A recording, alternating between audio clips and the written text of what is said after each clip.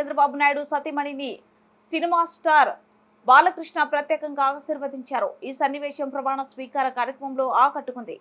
భువనేశ్వరి బాలకృష్ణకు స్వయాన సోదరి అన్న విషయం అందరికీ తెలిసిందే. భువనేశ్వరి దగ్గరికి వెళ్లి హిందూపురం శాసనసభ్యులు నందమూరి బాలకృష్ణ ప్రత్యేకంగా అభినందించి ఆశీర్వదించారు.